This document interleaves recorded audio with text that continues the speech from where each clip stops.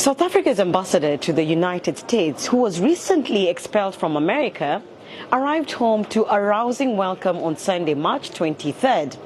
Ibrahim Rasool, who was declared persona non grata in the U.S. over his comments on President Donald Trump's policies, said on Sunday that he was returning home with no regrets.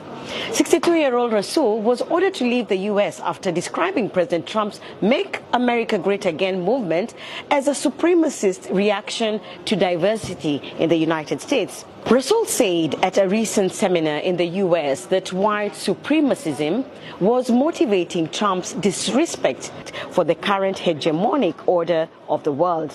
Upon landing in Cape Town after a 30-hour trip via Qatar on Sunday, Rasool was received with cheers as hundreds of people waving placards braved the rain to show their support for him.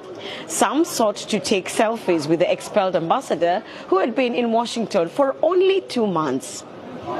The former anti-apartheid campaigner defended his remarks about Trump's policies. He said that he had intended to analyze a political phenomenon and warn South Africans that the old way of doing business with the U.S. was not going to work.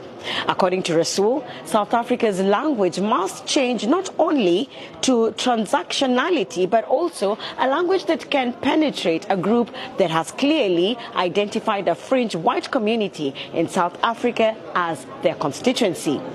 The envoy added that his expulsion was an indication Trump received his message. Rasool further asserted that the persona non grata status was meant to humiliate him, but when one returns to a crowd like the one he saw in Cape Town, it makes him wear his persona non grata status as a badge of dignity. Relations between the U.S. and South Africa have soured since Trump cut financial aid to Pretoria. The president claims that South Africa has introduced anti-white land policy, which allows the government to confiscate land from white farmers. In South Africa, whites form about 7% of the 63 million population, and they own more than 70% of farmland there.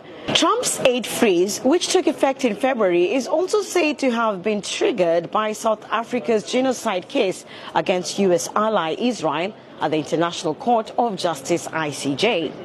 South Africa has said it will mend relations with the U.S., which is Pretoria's second biggest trading partner behind China.